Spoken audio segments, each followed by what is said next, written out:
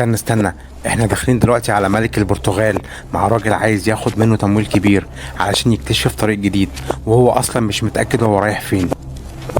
الراجل ده اسمه كريستوفر كولومبس، ولو الملك وافق التاريخ كله هيتغير. لا يا كريستوفر، أنا ما أقدرش أخاطر بالتمويل ده كله وأخاطر بالبحارة بتوعي في مشروع استكشافي مش ضامن نتائجه.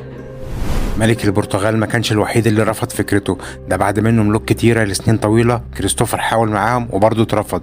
حتى الملكة إيزابيلا اللي بيكلمها دلوقتي هناك دي كان جالها من سنتين وبرضه ما اقتنعتش، لكن النهارده جايين نجرب تاني بعد ما اسبانيا كسبت حرب كبيرة قصاد غرناطة وبقى عندهم فلوس كتير، وكمان طموحهم كبر جدا ورغبتهم في التوسع كبرت معاهم. فكريستوفر بينتهز الفرصة وجاي يجرب حظه معاهم، يمكن يدعموه المرة دي.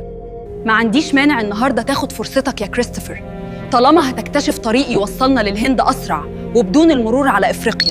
احنا راجعين دلوقتي من تحقيق الحلم بعد ما ايزابيلا ادتنا 3 سفن عملاقه بتمويل ضخم. الرحله كانت صعبه وكلها احباط ويأس، لان محدش كان عارف هو الطريق ده هيوصل لفين، لكن المفاجاه انه وصل فعلا، لكن مش للهند زي ما كريستوفر كان فاكر، لكنه وصلنا لاكتشاف الامريكتين بالشكل اللي غير خريطه العالم. ما تخليش حاجه تقف قصاد حلم انت مؤمن بيه، حتى لو ما كنتش حاسبها صح القدر هيفاجئك بحاجه احسن طالما عندك ايمان ورؤيه. خليك مركز وامسك في اي فرصه تجيلك ممكن توصلك لحلمك. تابعني هنا عشان لسه عندي ليك معلومات وافكار هتفيدك في مشوارك. بهاء كرم.